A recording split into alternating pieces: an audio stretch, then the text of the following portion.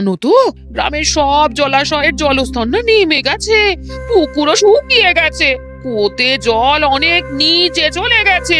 কি যে হবে কে জানে। এই বছর তো বৃষ্টি হয়েছে কম, তার উপর মানুষজন জল ব্যবহারের চেয়ে নষ্ট করে বেশি। দেখি মহারাজকে বলতে হবে।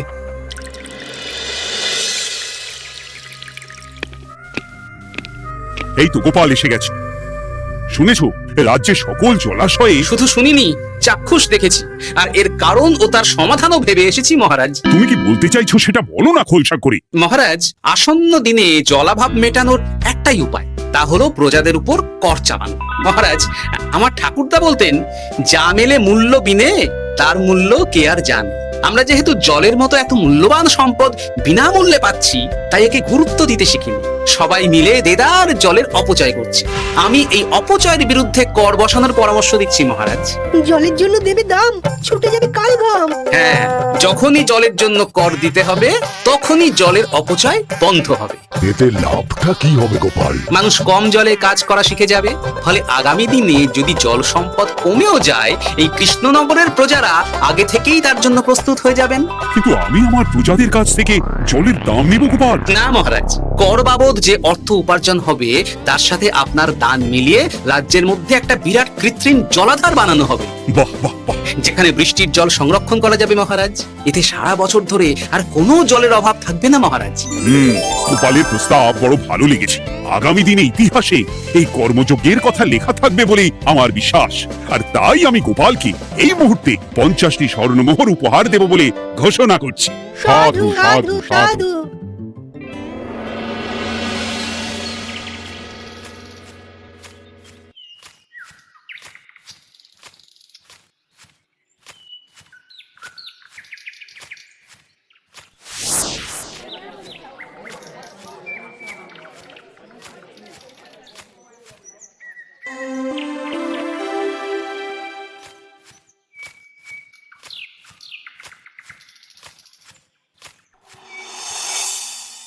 মানে আমার এই এতটুকু স্বাদ তুমি পূর্ণ করবে না?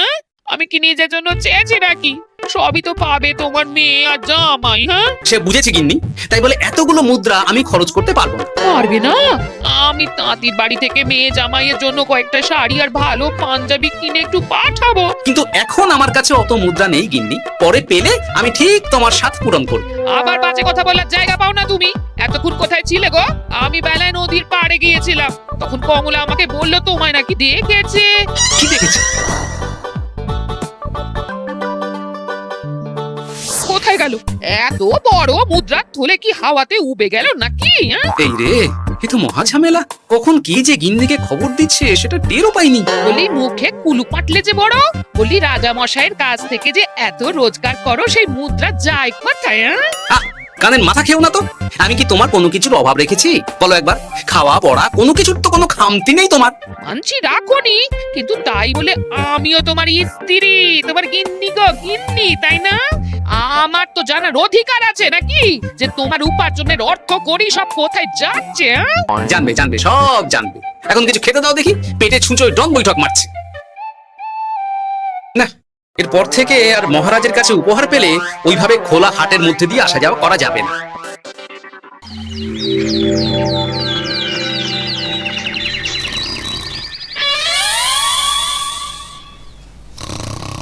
তোমার আর কোনো চিন্তা নেই গোপাল। আমি তোমার মাসোহারা তো বাড়িয়ে দিলাম, সঙ্গে প্রত্যেকদিন তুমি 10 মোহর করে পারিতোষিক পাবে। এই নাও। এই ভোরবেলায় একটা জব্বর স্বপ্ন দেখা গেল বটে। এই স্বপ্ন খুলে গেলে আর কোনো চিন্তা নেই। গিন্নি, ও গিন্নি, বলি গেলে কোথায়? গিন্নি, সাড়া নেই। ও গিন্নি, রাগ করলে নাকি গো? আরে এসো এসো, এমন একটা স্বপ্ন দেখেছি না যে তোমার আর কোনো চিন্তা থাকবে না গিন্নি। মোহর আর মুদ্রা একেবারে ঝরে পড়বে গো।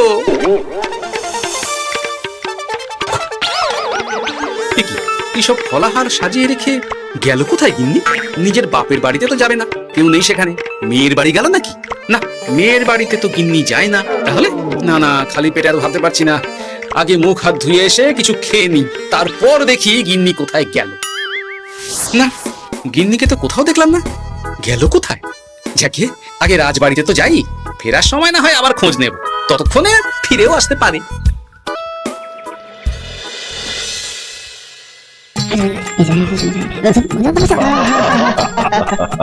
বাহ বাহ বাহ, একেই বোধহয় বলে সঙ্গগুণ।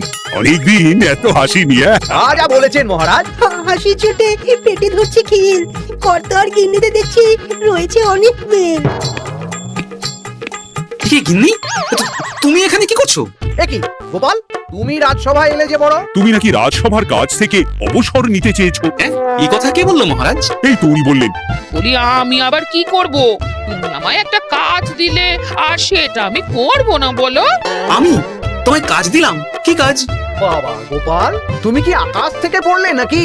তুমিই তো তোমার গিন্নিকে বলে পাঠিয়েছো যে তুমি আর রাজসভার কাজে যোগ দিতে চাও না। তোমার নাকি আর কাজে মতি নেই, তুমি বিশ্রাম চাও। এই রে, গিন্নি দেখি ভয়ঙ্কর চাল দিয়েছে। আমার নামে রাজসভায় এসে এইসব বলেছে। তাই কথা ঠিকই গোপাল, যে তোমার অবসর গ্রহণের কথা শুনে আমি বিশেষ মনমরা হয়ে পড়েছিলাম। কিন্তু তোমার গিন্নি যেভাবে রাজসভায় হাসি মজা হুল্লোড় পরিবেশন করছে, তাতে আমার মনে হচ্ছে এই সাপে বড় হয়েছে। এই বেলা যদি গোপালকে কায়দা করে রাজসভা থেকে তাড়ানো যায়, তাহলে আমার পথ থেকে বিরাট বড় একটা কাঁটা উপড়ে ফেলা যাবে। গোপাল গিন্নি সবার মধ্যে বিলিয়েছেন হাসি, তার জন্য রাজামশাই হয়েছেন ভারী খুশি। হ্যাঁ গোপাল, তাই আমি ঠিক করেছি তোমার স্থানে আমি তোমার গিন্নিকেই বহাল করব। হ্যাঁ, তোমার সঙ্গে ঘর সংসার করে ওর বুদ্ধি বেশ খোলতাই হয়েছে, সেটা বোঝাই যাচ্ছে। এছাড়াও আমাদের অনেক পরামর্শ দিয়ে সাহায্যও করতে পারবে। তাছাড়া উনি মহিলা বলে অন্দরমহলেও যেতে পারবেন, রানীমাও খুশি হবেন বলেই তো আমার বিশ্বাস। কি গোপাল গিন্নি, তোমার এই কাজ করতে কোনো আপত্তি নেই তো? আপত্তি কেন থাকবে মহারাজ? আমি ধন্য আপনি আমায় এত বড় সম্মান দিচ্ছেন বলে। এ তুমি আমার কত বড় সর্বনাশ করলে গিন্নি। তুমি কিনা শেষে আমার চাকরিটাই খেলে। এটা গোপালের জন্য বড় ভালো হলো, তাই না? কোনো কাজ করতে হবে না, কিন্তু রোজগার আগের মতোই থাকবে। অবসর আর উপার্জন একসাথে। না হে গোপাল, তুমি আর এখানে কাঁচুমাচু মুখে দাঁড়িয়ে না থেকে নিজের বিশ্রামে ব্যাঘাত ঘটিও না। আমাকে সবার কাজ শুরু করতে দাও। যথা আজ্ঞা মহারাজ।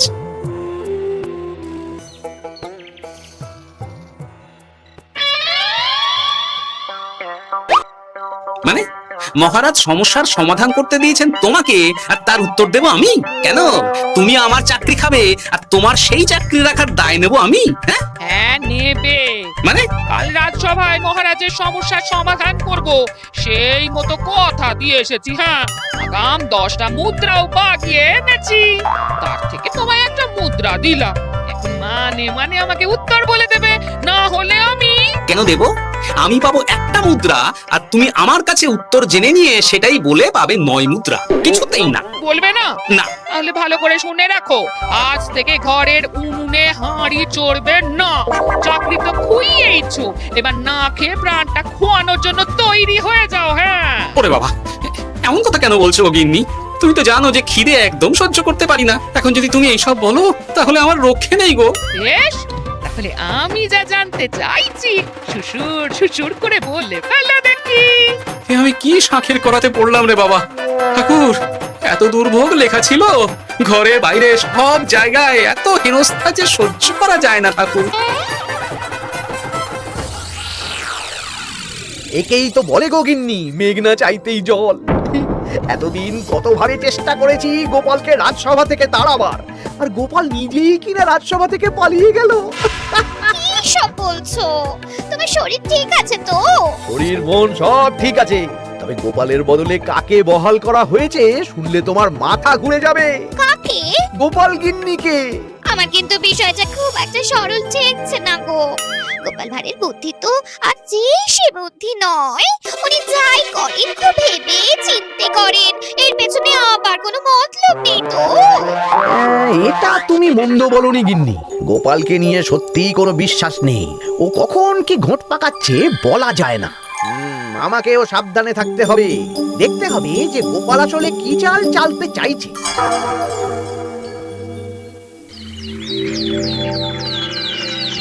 হ্যাঁ গোপাল গিন্নি, এই একটাই প্রশ্ন আমায় সারা রাত ধরে জাগিয়ে রেখেছে। মানুষ মরে ভূত হয়, ভূত কি মরে? তাহলে ভূত মরলে কি হয়? মানে মহারাজ, এই প্রশ্নের উত্তর আমার আজকে দিতে ইচ্ছে করছে না। হ্যাঁ, আমি না হয় আপনাকে আগামীকাল এই প্রশ্নের উত্তর দেব। ঠিক আছে হ্যাঁ? গাছ থেকে পড়ে গেলে জাপটে ধরে ডালকে। আজকের প্রশ্নের উত্তর উনি দেবেন কালকে। না হে গোপাল গিন্নি, তা হয় না। এই প্রশ্ন আমাকে সারা রাত বিচলিত করেছে। আবার যদি আজকেও এই প্রশ্নের উত্তর না পাই, তাহলে তো আবার একটা নিদ্রাহীন রাত আমাকে কাটাতে হবে। মানে আমি বলছিলাম কি মহারাজ, গোপাল গিন্নি তো সদ্য এই কাজে বহাল হয়েছে, তাই তাকে তো একটু সময় দেওয়া দরকার নাকি? কিন্তু প্রশ্নের উত্তর না পেলে যদি মহারাজের শরীর খারাপ হয়, তার দায় কে নেবে মন্ত্রী মশাই? এই রে, এখন আমি কি করব? এ তো মহা বিপদে পড়লাম দেখছি হ্যাঁ?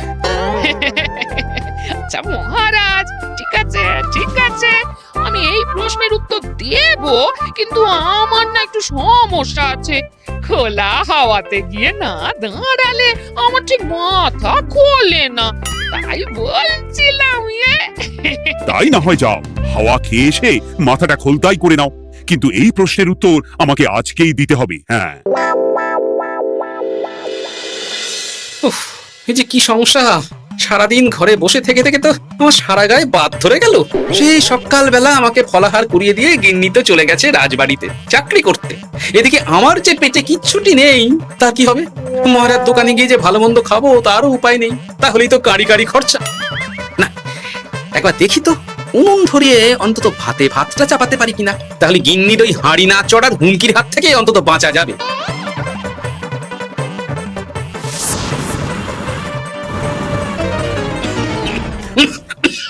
ও বাবা গো, ও বাবা, এত কেসে কেসে সোজা শেষ যাত্রা হয়ে যাবে আমার। না, এর চেয়ে না খেয়ে মরাও ঢের ভালো। দেখি তুমি বাড়িতে কেন? এত হাঁপাচ্ছ কেন? সাড়ে তাড়া করেছে নাকি? আরে না গো, মানুষ মরে ভূত হয়, ভূত কি মরে? তাহলে ভূত মরলে কি হয়? খোলা হাওয়াতে গিয়ে না দাঁড়ালে আমার ঠিক মাথা খোলে না। ও, এই হলো ব্যাপার। বেশ, এর উত্তর তোমায় আমি বলে দিচ্ছি। ভূত মরে প্রথমে এক ঝুড়ি অন্ধকার হয়, সেই অন্ধকার হাওয়াতে উড়ে বেড়ায়। এক সময় সেই অন্ধকার পাতলা হতে হতে কুয়াশার মতো হয়ে যায়। ব্যাস, মিটে গেল। ব্যাস, মিটে গেল। যদি রাজা মশাই এই কথা বিশ্বাস না করেন, হ্যাঁ? তুমি হলপ করে বলবে আপনি যখন মরবেন একদম মিলিয়ে নেবেন মহারাজ। এর চেয়ে এক পা এদিক ওদিক হয় না জানো? হ্যাঁ, এই না হলে তুমি গোপাল ভাঁড়, হ্যাঁ? বুঝেছো তাহলে? তুমি চিন্তা করো না, রাজবাড়ি থেকে ফেরার সময় আমি তোমার জন্য অনেক অনেক বাজার করে আনবো, ঠিক আছে? এই আমি যাই। এ তো ভারী মজা হলো। মহারাজ তক্ষুনি প্রশ্নের উত্তর চাইলে গিন্নি এইভাবে সেই রাজবাড়ি থেকে দুধ দাঁড়িয়ে ছুটে আসছে উত্তর জানতে। আমাকে তুমি একটা চাল দিয়ে কুপকাত করেছে তো গিন্নি। এইবার বুঝবে কত ধানে কত চাল।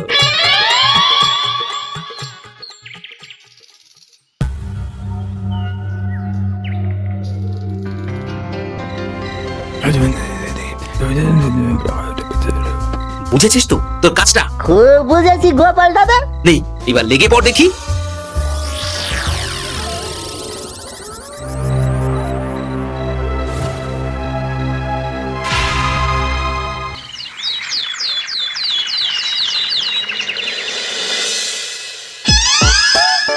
তাহলে আর বলছি কি তোমারে, সকালবেলায় উঠে দেখি মুখের এই হাল।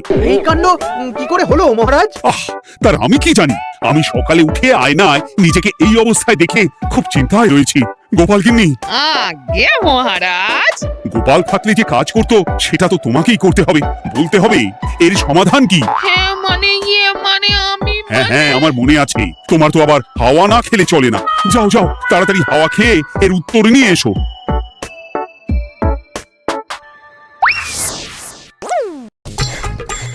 এই জন্য তুমি এত দূর ছুটে এলে গিন্নি? মহারাজকে বলবে যে তিনি যেন আজ রাতে চাদরটা মুখে ভালো করে মুড়িয়ে ঘুমোন, তাহলেই মিটে যাবে। এই রং চলে যাবে আর নতুন করে কিছু হবেও না। ও মা, বলি এত সোজা সমাধান, হ্যাঁ? তা নয় তো কি?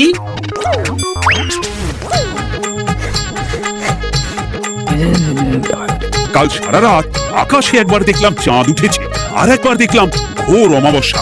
এর কারণ কি? একই রাতে দুই তিথি হয় কি করে? মানে আর একটা সমস্যা, হ্যাঁ, এটা আগে বললেই তো হতো মহারাজ।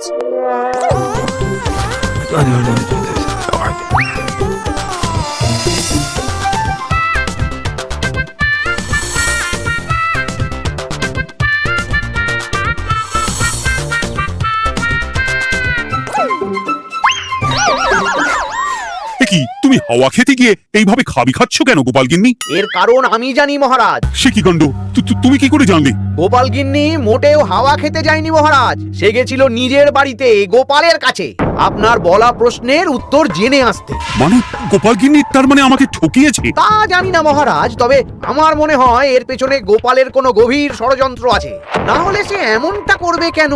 আর এক রাতেই আপনার সাথে এতগুলো অদ্ভুত ঘটনা পর পর ঘটবে কেন? বটে, এক্ষুনি গোপালকে ডেকে আনো।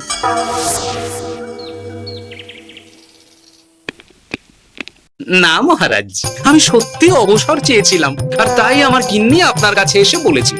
ওর কোনো দোষ নেই মহারাজ। না মহারাজ, আমি মিথ্যে কথা বলেছি। হ্যাঁ, উনি আপনার কাছ থেকে পাওয়া সোনার মোহর নিয়ে বাড়ি যান না, তাই আমি ওকে সাহেস্তা করতেই এই ফন্দি করেছিলাম। আসলে মহারাজ, আমি আপনার কাছ থেকে পাওয়া সোনার মোহর জল প্রকল্পের কাজে লাগাবো বলে কিছু জনকে নিয়ে একটা দল গঠন করতে গিয়েছিলাম, আর তাদের কাছেই ওগুলো রেখে এসেছি। এটা যদি আমার দোষ হয় তাহলে আমি ক্ষমা প্রার্থী মহারাজ। সাধু গোপাল, সাধু তোমার উত্তর। এই কাণ্ড! আর এদিকে রাজবাড়ি থেকে বাড়ি, আর বাড়ি থেকে রাজবাড়ি করতে করতে আমার প্রাণ ওষ্ঠাগত হয়ে গেছে মহারাজ। ওহ, আমার ঘাট হয়েছে, আপনি আমায় ক্ষমা করে দিন মহারাজ। এইবার মজার টের পেয়েছ তো গিন্নি? আপনি আপনার আদরের গোপাল ভাঁড়কেই তার চাকরি ফিরিয়ে দিন মহারাজ। আমি যাই আমার হেসেল সামলাতে। কেলে পচা খুব ভালো করেছে বলতে হবে।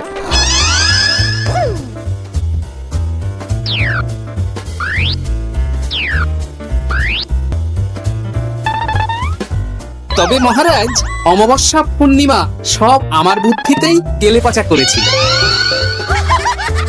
আপনার ওই মুখের রং, ওটি একটি বিশেষ রং যার আয়ু একদিন, তাই ওটা এমনিই মিলিয়ে গেছে। হ্যাঁ, সেই বরং ভালো। তুমি তোমার গিন্নিকে নিস্তার দাও গোপাল, তাছাড়া আমিও আমার গোপালকে ছেড়ে আর থাকতে পারছি না। যথাজ্ঞা মহারাজ। আমারও যে আর এই অবসর ভালো লাগছে না মহারাজ। গোপাল ছাড়া রাজসভা যে লাগে ফাঁকা ফাঁকা, তাই তো আবার চাকরিতে তাকে বহাল রাখা।